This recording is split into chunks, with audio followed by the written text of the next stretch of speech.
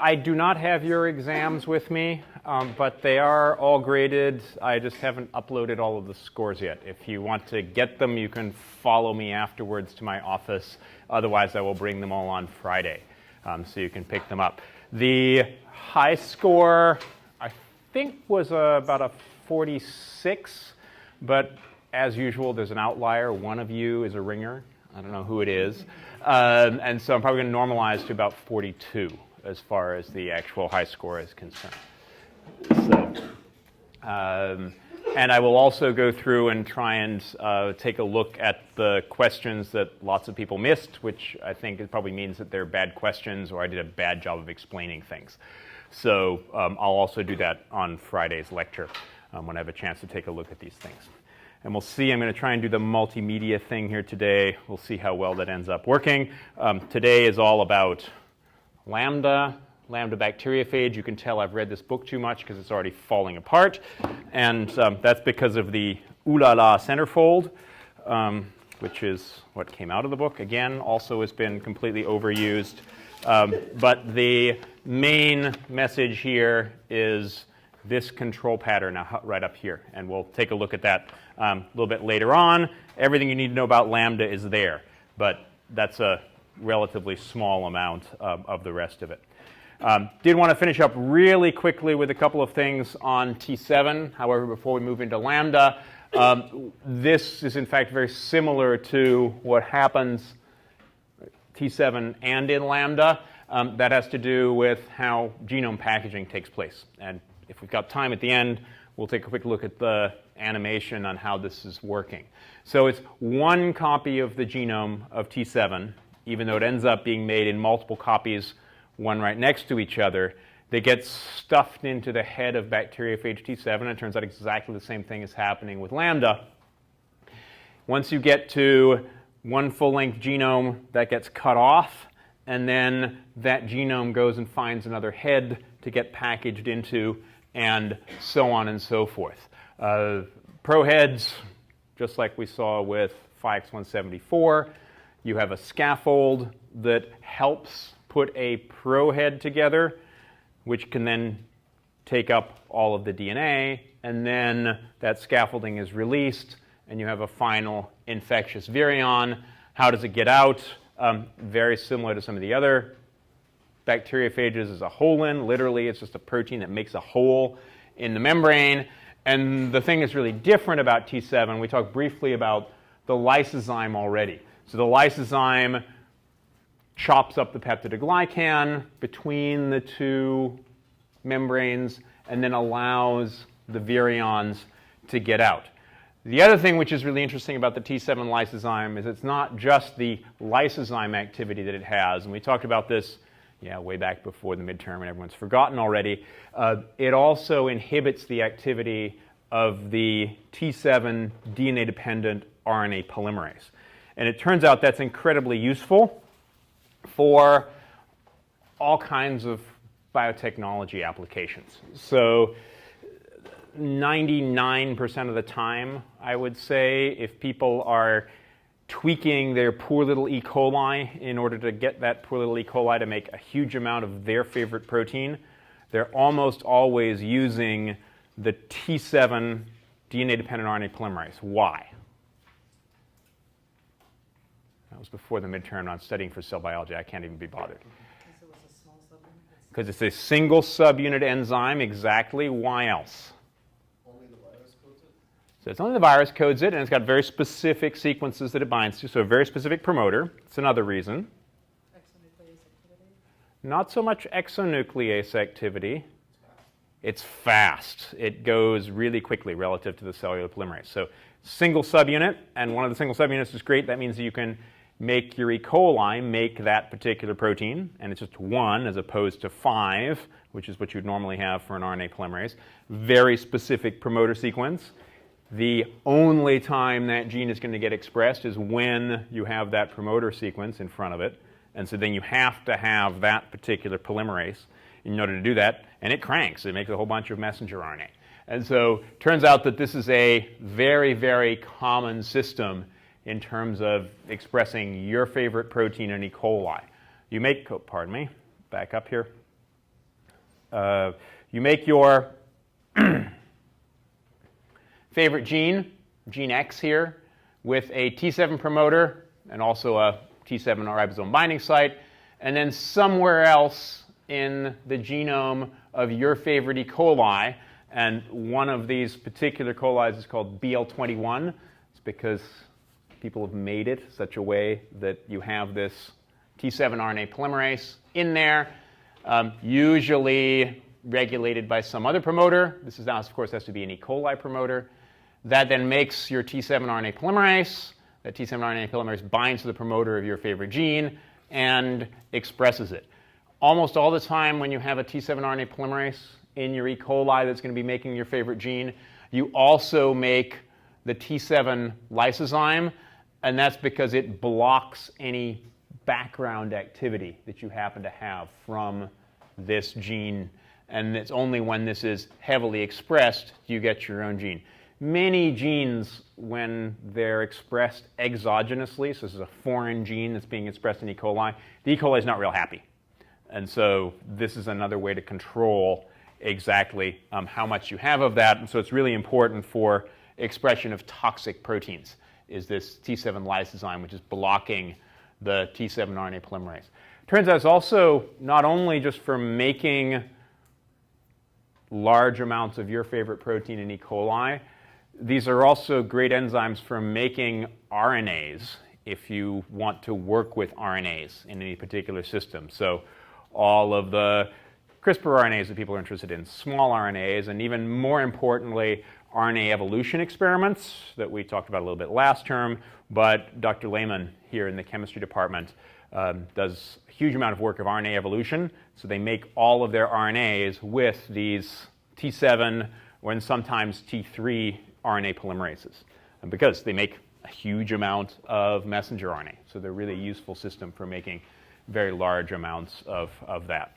Another thing that I wanted to mention really briefly with the T7, I mentioned this right at the very beginning of our T7 lecture, again, way back before the midterm, that these are very common kinds of viruses in environmental samples. And one example of that, let me turn down the lights completely for this, is an organism which at first was thought to have no viruses that were associated with it. It's an organism called SAR11. Have you heard about SAR11?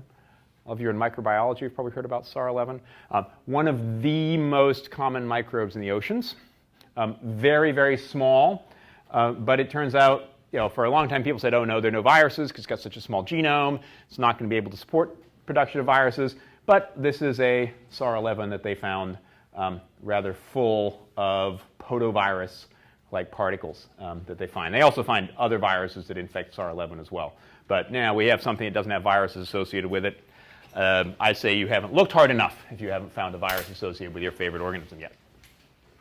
Then the last thing as far as T7, a couple of people asked me about this, the core in the middle of the T7, or actually for any of the podoviruses. You can see this here in this pretty amazing cryo-EM image of, I think this is actually not T7, but a closely related podovirus. The core is this red protein sequence here that when the virions on the outside of the cell is here, as soon as you have the binding, it walks across the cell surface, then you have the conformational change where this core is stuffed out here at the other end. But more importantly, at least to me, is all these black lines in here which represent the DNA. So the DNA is incredibly tightly packed inside these virions.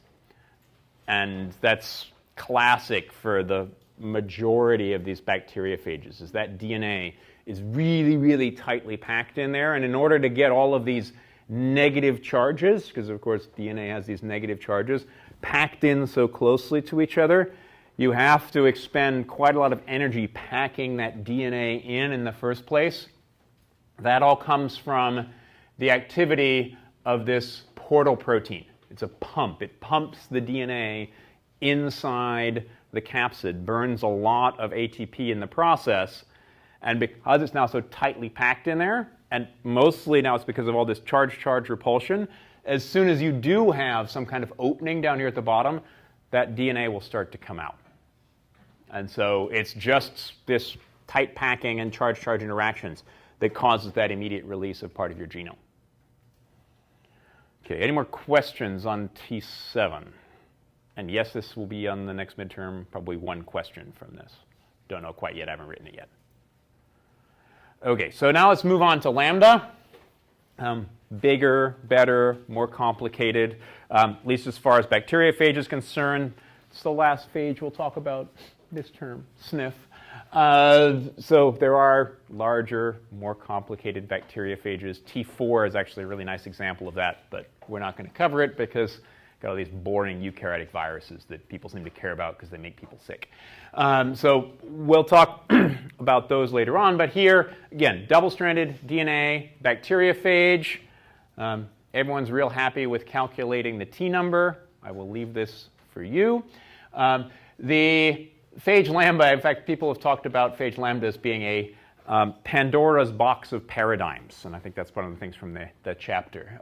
So lots of what we know about molecular biology comes from the study of lambda. And so that's why people have written whole books. In fact, this is the second book that people wrote all about lambda. Much of that has to do with transcriptional regulation. So we'll talk a lot about transcriptional regulation, very first understandings of transcriptional regulations, promoters, etc. All, in fact, came from the study of bacteriophage lambda. So spend a while talking about that regulatory aspect and very interesting regulation, very simple but very powerful kinds of regulation. And then from a virology point of view, one of the really fascinating things about lambda is it undergoes this lysogenic state and basically integrates itself into the genome and can hang out for really long periods of time. And how that process works is a very interesting one and also has to do with regulation. Probably most of the viruses in the environment are maintained in sort of a lysogenic state. So if you look at the genome of the vast majority of bacteria, they will have a certain number of these proviruses in their genome. Our genome has a lot of proviruses in it. And that process is called integration, how that happens. A couple key concepts as far as lambda is concerned. A great way to go back and look and think about studying for the next midterm, which will be here before we know it. Anti-termination. Anti-termination is quite a new concept that we haven't talked about yet. Turns out anti-termination is absolutely critical for the regulation of lambda, particularly in terms of its lytic cycle. And we'll talk more about that later. Feedback loops, hopefully we kind of did that to death last term, but it's rearing its ugly head. Resurrection's Easter time. So we'll talk a little bit more about some of these feedback loops as well and how they regulate, and feedback loops are really common in biology and in regulatory systems in general, not just biological systems, best understood in terms of the study of lambda. Again, lysogeny hanging out in the genome, and then the whole process of whether the virus decides to totally over-anthropomorphize things, whether it's going to replicate in a lytic fashion or not replicate in a lytic fashion. And it's a pretty clear decision that is made, but we understand this at a molecular level, exactly how that decision takes place. And then integration being a specific one. Our standard sort of outline here, where did it come from? What does it look like? How does it get in? Mostly going to be concentrating on transcriptional regulation because that's basically how all the decisions get made in terms of lambda replication. There's some genome replication and then some final release here. Here's a nice plaque assay with lambda. This is in fact a particular mutant of lambda that we'll get back to a little bit later on. So where did lambda come from? It's a mistake, as true in so much of biology. Mistakes are what lead to the really interesting discoveries. People were looking at their favorite strain of E. coli K12, and we're actually trying to use it as the host for a different bacteriophage. And as a negative control, they took this uninfected strain and put it onto a lawn as a control, and lo and behold, they got all these plaques. So, okay, what the heck is going on here? And then they followed up on it. Turns out that it is a pretty normal bacteriophage in terms of lysis, like we talked about for T7, PHX-174, and even for that matter MS2. But it also has this way of hanging out and hiding. And literally, people have been working on this for 30-odd years.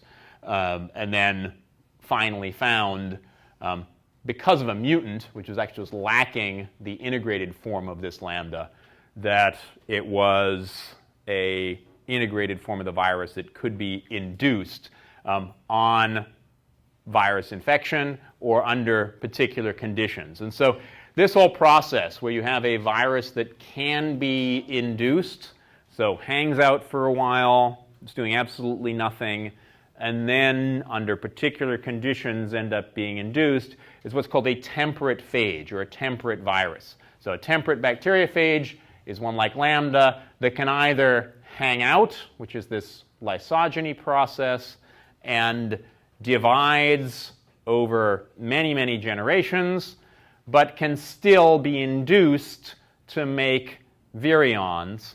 That's a temperate phage.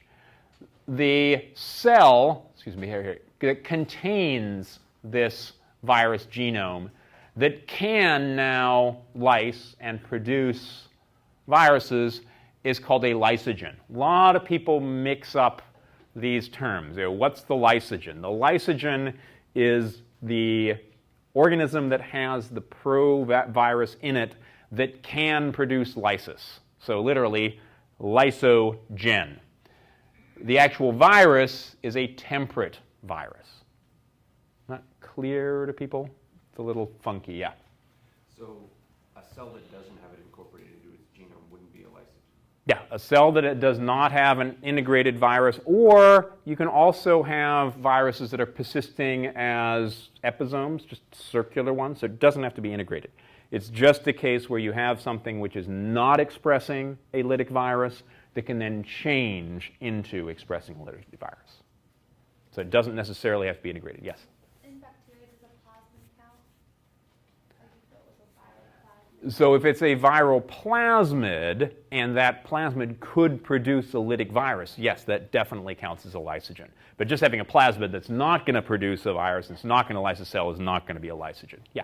And in the lysogenic stage, is DNA written into the cell's DNA? So in the case of Lambda, it is in fact integrated. And so that's that extra step, which is true for Lambda. But it's not true for all. We're not going to talk about any of those other bacteriophage, but a number of them actually can persist. And usually don't call them plasmids, just call them episomes.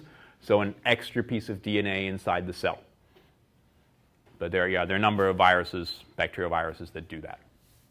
But we'll talk about this integration step. But the key again here is that once you're in the cell and in this lysogenic state, you can replicate for many, many, many generations, and again, up to 30 years. And if you consider the generation time of E. coli is about 30 minutes, that's a lot of generations. But then, in some cases, can lyse. So what does this genome actually look like? And this is, in fact, the integrated form which is in the cell, or the one which is packaged in the virion. It's a linear DNA, but has these interesting sequences at either end called COS. So what does COS stand for? Anybody read the chapter already? No, I'm studying for the cell biology exam. So COS stands for cohesive ends. So the ends of the genome of Lambda are 12 base sequences that are complementary to each other. Actually, it's a single-stranded end which can bind to the opposite end. So as soon as the genome comes inside the cell, this step right here, it circularizes. It becomes a circular genome. And what that means is that this end is connected to that end. This genome gets integrated into the host. That was actually shown by Alan Campbell, that there's a site-specific integration through the integrase gene, conveniently enough. Anybody recognize this name other than the chocolate? Hershey-Chase, exactly. So Hershey-Chase, they were working on, Chase and Hershey really.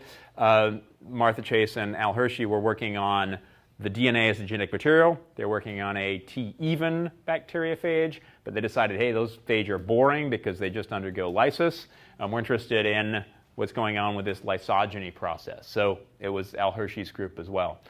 This, at the time in 1982, was the largest genome sequence ever done at 48,502 base pairs. I don't expect you to remember those exact numbers. Also done by Fred Sanger. What was the first genome sequence? Phi X174, exactly. So that was and it was not too much before this that they got from being able to sequence about a 5,000 base DNA to this 50,000 piece DNA. And now, of course, we've got the human genome at 6 billion base pairs, and you're talking about the human genome. One thing that they found once they did this sequence, because they knew the genetic code in 1982, was that the genes in this genome were organized incredibly logically. Okay, well, logically, they're not a virus thinking logically, but evolutionarily, all of these different pieces seem to come together. And we'll see some viruses later on in the term where that's not true. They're mixed up all over the place. But at least for this particular bacteriophage, the head genes are all together, the tail genes are all together, the tail fiber genes are all together, all of the recombination genes are together, all of the regulatory genes are together. So there are all these sort of blocks of genes that are all being made together. And this is pretty reminiscent of what we saw in T7 as well. All of these different sets of genes that are all together. But this is even more extreme. Literally all the head proteins are right next to each other. All the tail proteins are right next to each other. There's a little bit more mixed up in the T7 genome. And it turns out that some of these can be moved around as well. But the main reason seems to be that they're all being regulated at the same time. Again, a lot like we saw with bacteriophage T7. So what does this structure look like? Again, T equals 7 head. You can go back and look at that original image and figure out what that T7 is. A tail is a very flexible tail. This is unlike the case of bacteriophage T4, where they're very rigid because you've got this syringe which is coming down and penetrating the cell. Here it's a very different process. There's a cone at the bottom of the tail. Where are we here? My pointer's giving up on me again. Down here at the bottom of the tail, which attaches to the receptor, and also a couple of tail fibers. These tail fibers, those of you who are looking at the textbook may notice that it doesn't have any tail fibers in the textbook. And if we go back and look here at the structure, no, too far back, here it is. There's no tail fibers that are here. Turns out this was a mutant. Everyone was working with mutant virus for many, many years, and then they found that, oh, actually the wild type actually has all of these tail fibers, which turn out to be somewhat helpful for infection, but not absolutely required. What does it bind to? This gives you an idea how much we knew about E. coli at the time. It binds to the Lambda binding protein, LAMB, which was later found to be a maltose transporter. And it turns out that if you want to grow bacteriophage Lambda, you need to include maltose in your growth medium, because otherwise the bacterium doesn't make a maltose transporter. It's actually a lot like what happens with the lactose operon, lac transporter. You don't make a transporter for this sugar unless there's some of it around. So if you're trying to grow Lambda, you need to put maltose in your media. Also, nice example of virus receptors being cell surface proteins that are not just there for the virus. Yes, it was discovered because of the virus here, but it's not. These are all going to be cellular surface molecules which are being used there. Okay.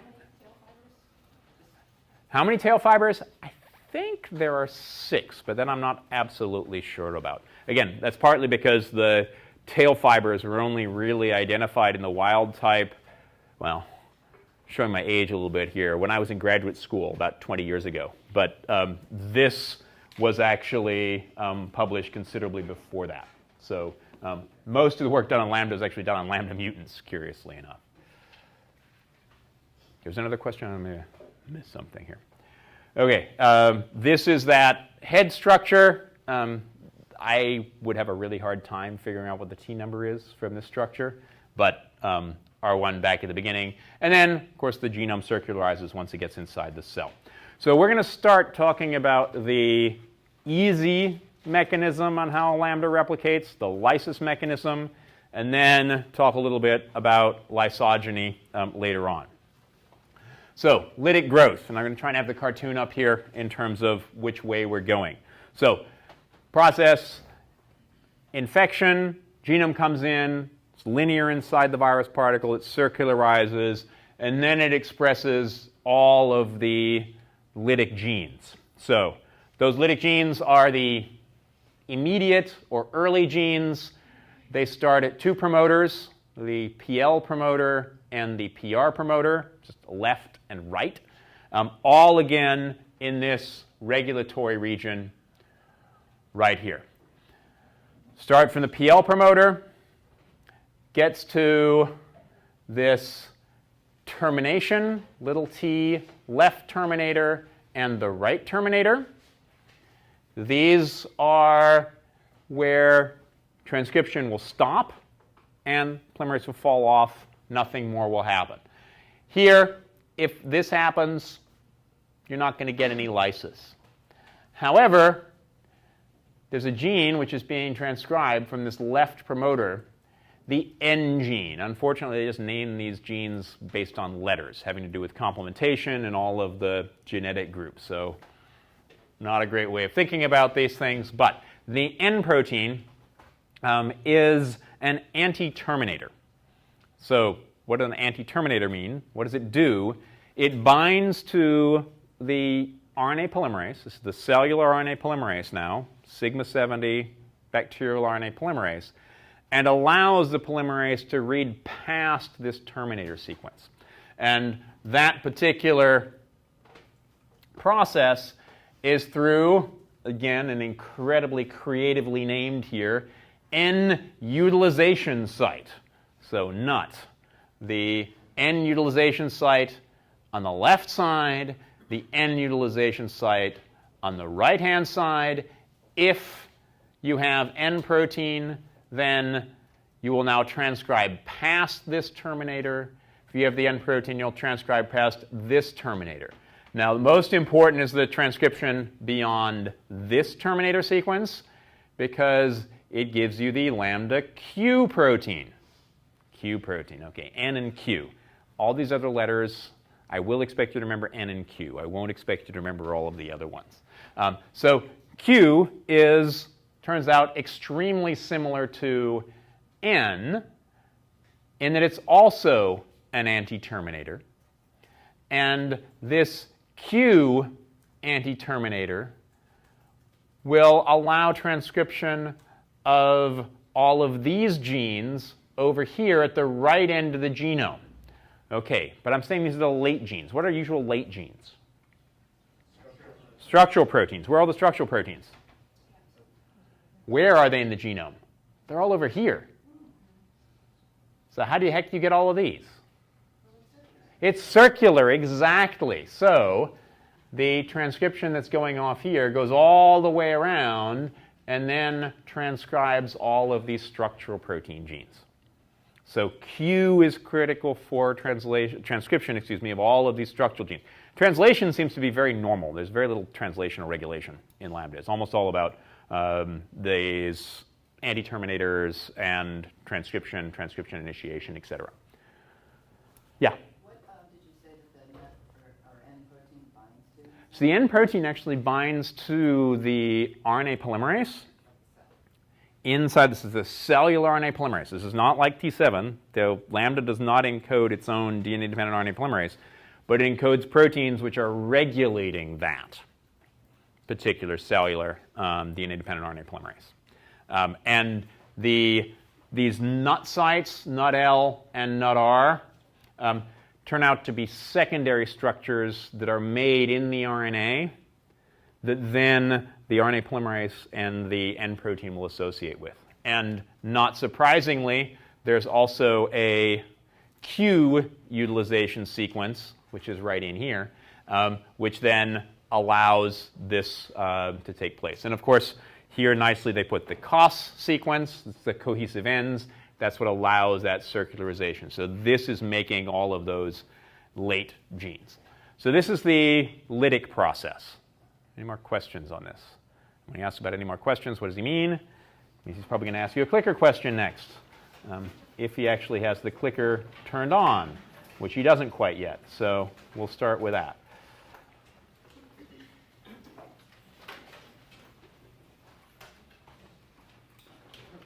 Yes, clicker, good. Multiple choice, sounds good. Okay, now we'll go to that slide. Come on. I said this multimedia thing, it's just getting me confused. So, regulation of expression of late genes in Lambda is mostly due to regulation of transcriptional initiation, elongation, termination, translational initiation, or translational elongation. And again, we're aiming for 100% across the board, right?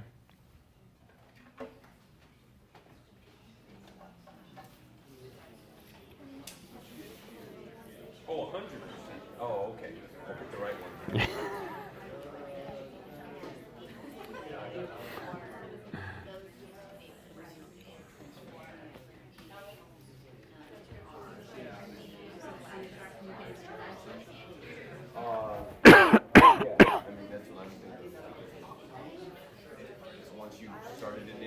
You've already initiated it.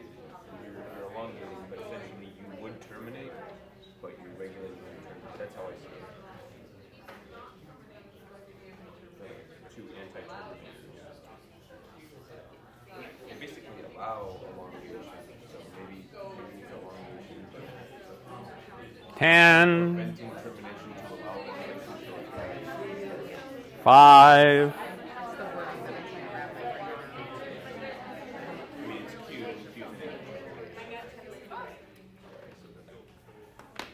Okay, we seem to have a slight difference of opinion here, having to do with elongation or termination. It is termination which is being regulated. It's not the elongation step which is being regulated. So you can regulate transcriptional elongation. You can slow it down. You can speed it up. But it's not about stopping or not stopping. Yeah? But, I don't know, I feel like those two things are kind of connected, right? Like, No, you're not regulating. You can regulate elongation, and it's because rate. You can regulate the rate of transcription and rates of pausing and so on and so forth. That's different from termination. And I'm sorry if that didn't come across in whatever molecular biology course you took from whatever professor. Which probably half of you are probably in my class anyway, so obviously I got it wrong. So, yeah, Ian. Is it elongation one? Pardon? No, I'm not done yet. Sorry. People, I'm trying to answer questions. I'm trying to multitask here. I'm horrible at multitasking. I have a Y chromosome. I can't multitask. Yeah.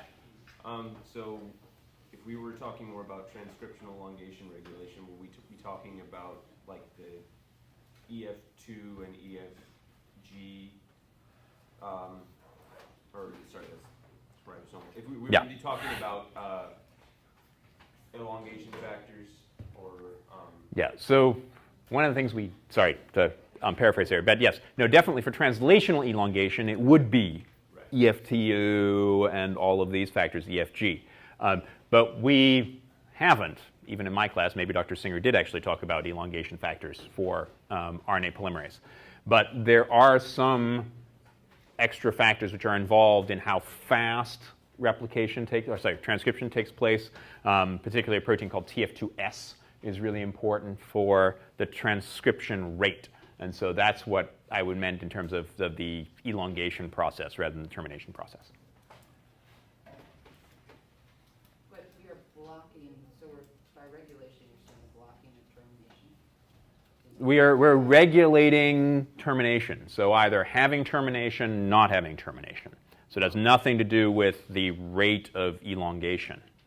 Is managing the rate of elongation not a way to regulate it? Managing the rate of elongation is a way to regulate the transcription of a number of genes. there are a couple of viruses that we're probably not going to talk about the rest of the term, but actually do that regulate the rates of transcription. Yeah? So the annualization site would be where the Okay, so the question is the annualization site the place where termination takes place? No, and that is actually a little complicated.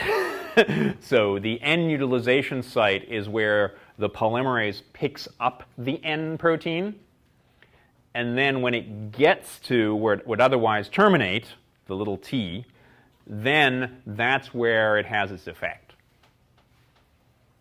So they're just slightly separated relative to each other. Okay, so that's lytic growth. That's the easy part. So now let's talk about lysogeny and the process of getting into that other side of what's going on here. So here we have and again, this is probably most common in most environments, you have this lysogenation process. So instead of the virus genome coming in, getting transcribed and making a whole bunch of virions, now the virus genome hangs out in the host, and in this case, it's an integration event that takes place, not always true. Then it can hang out. So why would a virus want to do this? Normally, this is if the host is not growing terribly well.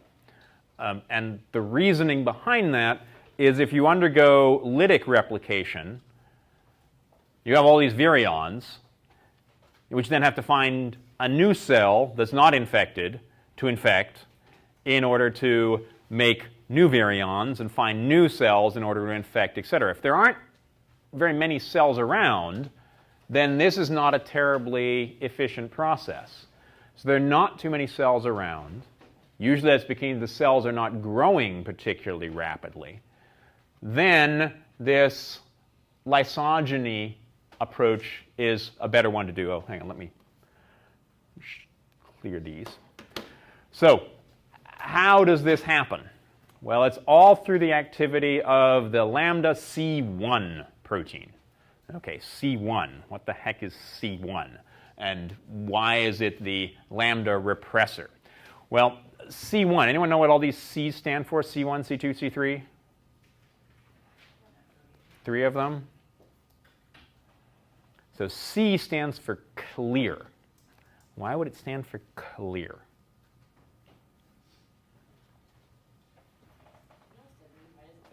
What does it stand for clear? Oh, yes, that's why we bring these people today. No, so if you think about plaques, plaque that forms on your lawn, if you have a lytic virus, what kind of plaque are you going to have?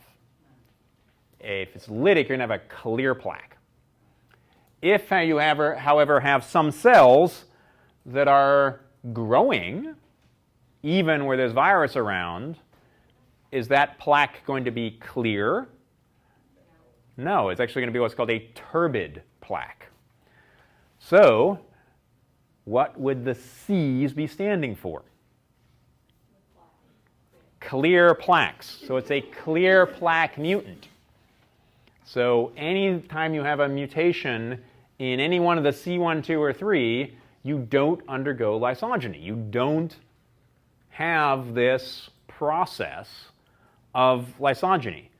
You lyse every single time. And this is really important in terms of thinking about the regulation of lysogenic growth versus lytic growth. So C1 repressor, it's known as the repressor Y, represses transcription. That was one of the very first repressors to be found. LAC and Lambda repressors are found almost at exactly the same time in terms of transcriptional regulation. This protein binds to operator sites. Again, the classic case of Jacob and Monod, the operator system. These are binding sites in the DNA that interact with regulatory proteins and, according to Jacob and Monod, only repress things. No? They only shut down any kind of transcription happening from there. Lots of studies were done, and in fact, some of the very first DNA binding protein interactions were with these particular receptors. And what they found was that, as always in biology, it's not always that simple. There are actually 3 binding sites for the lambda repressor. OR1, 2, and 3, again, incredibly creatively named.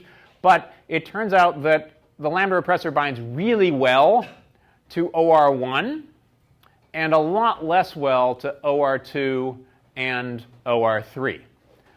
OR1 and OR2, hopefully you'll notice, overlap with something. This something is the rightward promoter. What does the rightward promoter encode? What are the 2 proteins I told you to remember about already? N and Q. You got a 50% chance, right? So it's the N protein, which is being transcribed from the PR promoter. So if you don't make N, what happens? You don't make Q, and you don't make all the late proteins. You go through lysis. So the presence of the lambda repressor is going to repress lytic growth. Again, not terribly surprising, and that's how they found it as well, was it's repressing lytic growth. So the lambda repressor. In DNA binding studies, what people found is that the lambda repressor, once it binds to this regulatory sequence, operator right, number 1, so right and left, that's what all this is about here, that helps binding to OR2 right next to it, and then if you have enough of this protein, it will also help binding to OR3. This kind of binding here is what's called cooperative binding. You have binding of one molecule, or in this case actually a dimer of molecules, to one site that stimulates binding right next to it. And so this is what you see here. Now the lambda repressor, what does Stedman mean when he puts something in quotes? It's not just what it does. Turns out the lambda repressor is also a transcriptional activator. So it activates transcription from a promoter right next to it called PRM. What's PRM? It's P repressor maintenance. It's the promoter for repressor maintenance, and what it does is it stimulates transcription of the lambda repressor RNA. So once you have the lambda repressor around, that will stimulate transcription of more lambda repressor, which will bind to the RNA, bind to the DNA, stimulate more lambda repressor transcription, until you have so much that you also block this particular promoter as well. But this is that first example of a feedback loop. So the presence of lambda repressor leads to the production of more lambda repressor. Yeah? To the left there, it looks like a CL. Is that saying that's a C1? So that's our C1 repressor? Yeah, so that's why. So the way that they have it in the book is this, CL. It's supposed to be a Roman numeral. I really don't like that because I think it's confusing. So I always try and put the Arabic one in here. But it's the same thing. Yeah, that's C1. Yeah. So it's a negative feed loop that's causing this activation. It's binding and it's replacing. No, it's a positive feedback loop that's leading to production of more of the C1. C1 is blocking all of the lytic expression.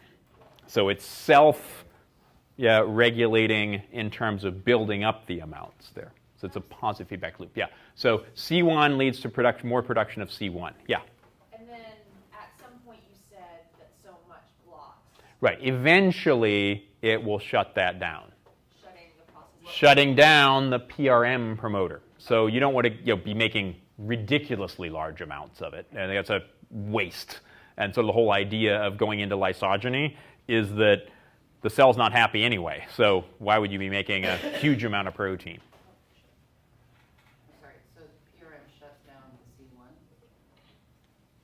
No. So PRM makes more of, it's the repressor maintenance. So making more of the repressor. Now, once it gets to a certain level, then you're done. You don't need to make any more. But it turns out that level is such that you've now got extra C1 present in an infected cell What does that mean if you have a new genome of Lambda that tries to come into that cell and take over? It immediately gets repressed because you've got this C1, which is already there. It'll bind to OR1 and make more of this repressor until that's shut down. There's something called superinfection immunity. So once you're infected, you're protected against another round of infection. Yeah? So when they make more virus in the Lysogeny stage, does the C1 continue to block the newly made ones? So when genome replication takes place, as soon as you've had genome replication, you'll have more copies of that particular gene. You'll also have some of the C1 around. So it'll get made up to a certain level and then stop. Made up to a certain level and then stop. Now, of course, the question is, how do you get from here back over to here, and how do you make this decision in the first place? That's what we're just about to get to. So first, how do you go from this state where you're making C1, and you've got PRM, it's great. Now you're going to be shutting down any new viruses that come in. How the heck can you have induction take place? What's going on here? So it turns out that what you need to do is get rid of C1. As soon as you get rid of C1, PRM is expressed. So PRM is no longer expressed. PR is expressed. You make N, you make N, you make Q, you make all the lysis proteins. So what you need to do is get rid of C1. How do you get rid of C1? And why do you get rid of C1? Well, if the going starts to get really, really bad, and how does the cell know that the going is getting really, really bad? The cell ends up undergoing particular stress conditions. And the best understood of these stress conditions is DNA damage. So DNA damage causes something called the SOS response in E. coli, save our souls response. And what it does is basically shuts down the cell cycle and allows all of the DNA repair, all the repair machinery to take place. The main thing that's induced by that is something called REC-A, which is very important for homologous recombination. And all kinds of DNA repair mechanisms also turns out to be important for any kinds of problems that happen in replication as well. So it's a really good sensor for the nasty state of the cell. So it turns out that REC-A leads to this SOS response. So stimulation of REC-A causes the SOS response. REC-A chops up a repressor of the SOS response called LEX-A. Turns out that the C1 structure is extremely similar to LEX-A. So presence of REC-A, you also have cleavage of C1. As soon as you have cleavage of C1, no longer blocks your PR promoter. Again, you get N, you get Q, you get replication. Yeah? What do you think is the evolutionary process that led to that? The evolutionary process which led to that? Oh. Evolution. If I were Darwin, I might know. I could speculate, but it would spend quite a long time speculating on that whole process. Probably what happened is everything was lytic to start with, and then lysogeny came along a little bit later. So that's sort of the general thought about this process. But then you still would have to have a way to make sure that you can replicate lytically at some point. Yeah? Can you speak a little bit more about what's going on in the cellular side? Like, are these bacteria that live in, say, a vernal pool? So this in this case is bacteria. This is E. coli, sorry. E. coli bacteria. So lives in our guts. The best understood of these processes is actually UV irradiation, so DNA damage. And so you irradiate E. coli with UV, then you have DNA damage that stimulates the SOS response, etc. E. coli normally lives in our gut, so it shouldn't see too much UV. So this is a very general... Start eating irradiated meat. Well, there you go. It's actually not irradiated meat, but the meat which actually contains radiation, so it's irradiating you. That process seems to be a very general stress response. The easiest way to do that in a lab is to take your E. coli plate and shine UV light on it. Yeah? So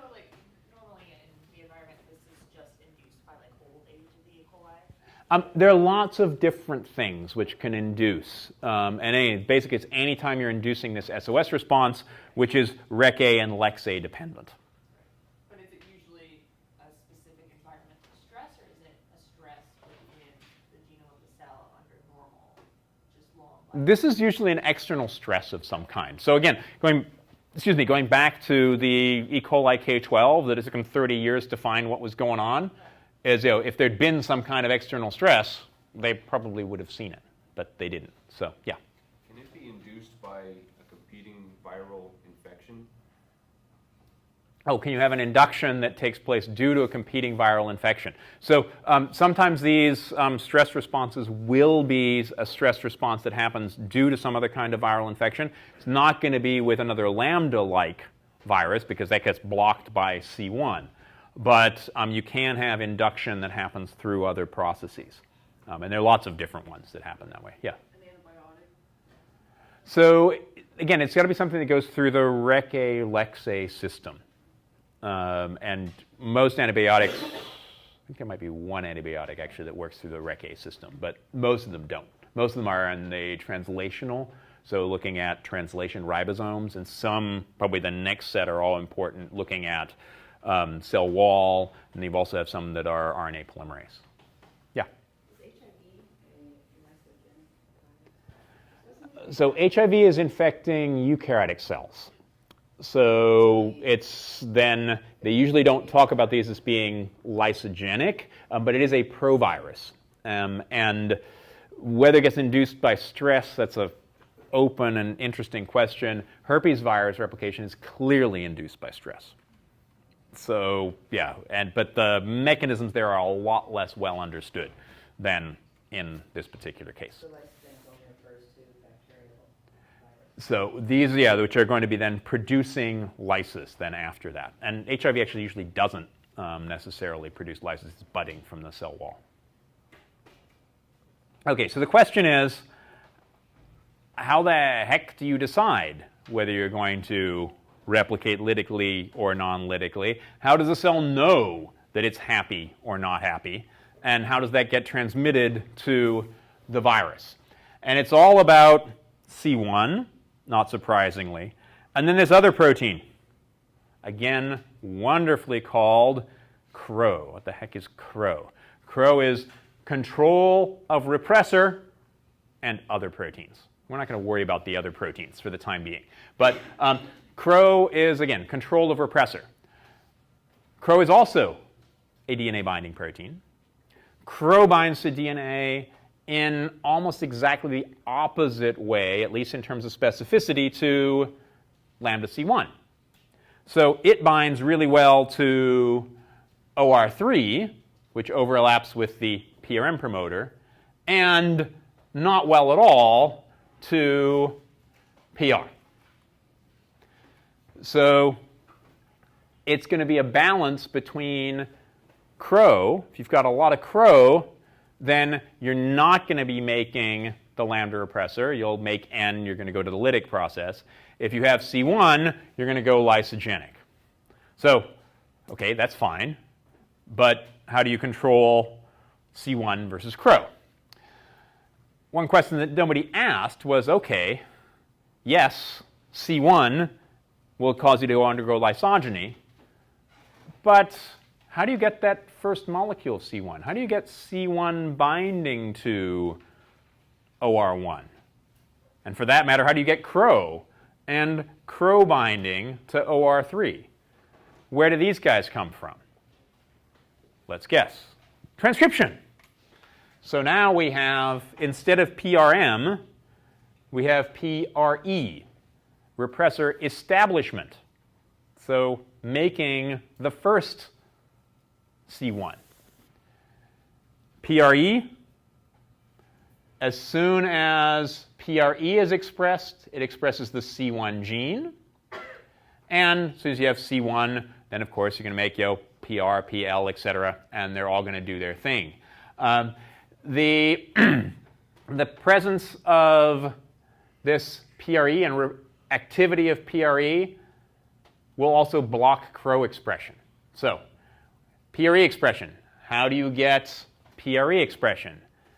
Well, there's not just C1, there's C2 and C3.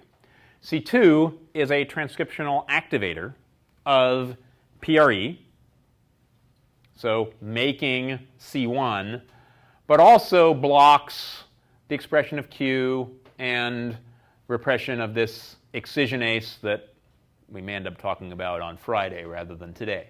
So the C2, so you're all really talking about C2.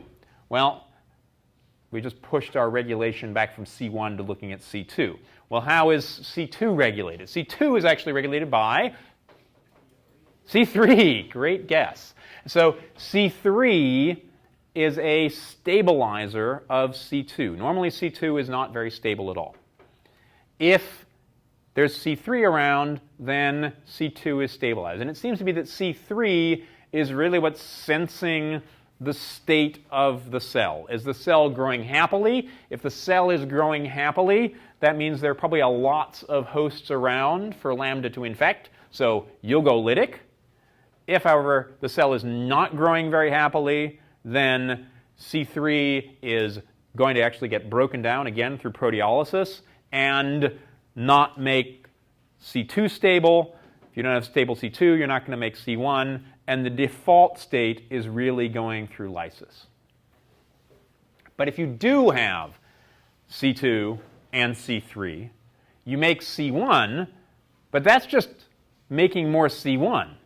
That's blocking the expression. How do you get that genome to integrate?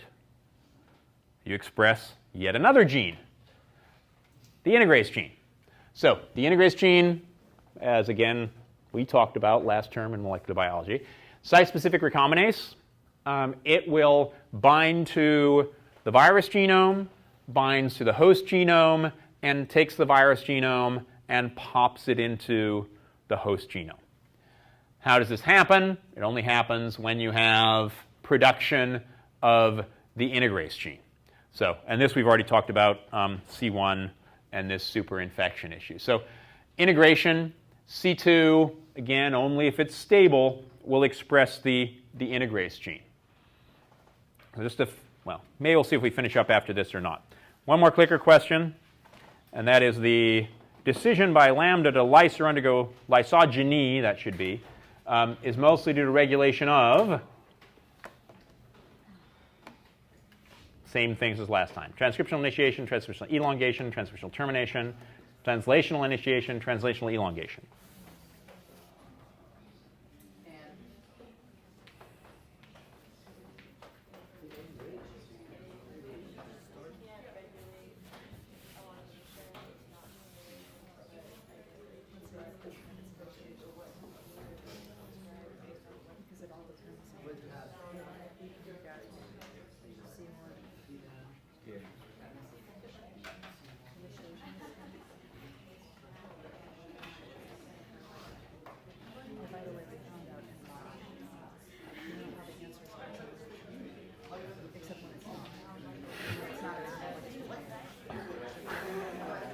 Okay.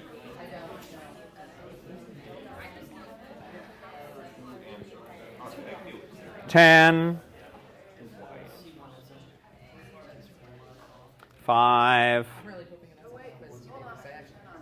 1, 0. Not quite 100%. We're getting closer. So transcriptional initiation by what? Driven by what protein? C2. So it's all about C2 stimulating expression of what? C1, etc. So, question? That technically means that C3 was in charge of Pardon? C3 controls C2 though. C3 is controlling C2. That would be protein stability, which was not one of the options. But yes, so C3 is controlling protein stability of C2, which is the transcriptional activator for initiation, which leads to the expression of C1. Yeah? It's because C2 is the one that's directly binding, correct? C2 is directly binding to the DNA and stimulating transcription. C3 is just making sure that happens. C3 is making sure that that happens. But again, one could imagine a question on some exam or other, say on May 15th, that would be directed in that mechanism. One could only imagine. One could only imagine something like that. So really quickly, I know we've only got 2 minutes left, wanted to talk just briefly about integration. We'll talk about replication next time, and maybe we'll look at the video then as well. Integration, again, it has to do with the integrase protein binding to the virus genome, which is this orange circle, and binding to the host genome, which is this black line. There are two so-called attachment sites, at P, which is the attachment site for the phage, at B, which is the attachment site for the bacterial genome, and this X is what the integrase does. Again, binds to these sequences, and the presence of integrase and the integration host factor will integrate the genome in. To get back out when you have induction, UV, SOS response, you need another protein, and I give you one guess how it's regulated, transcriptional initiation, which then the excisionase leads to the process going backwards and ending up with the viral genome, which can now be regulated through the activity of CRO and N and Q.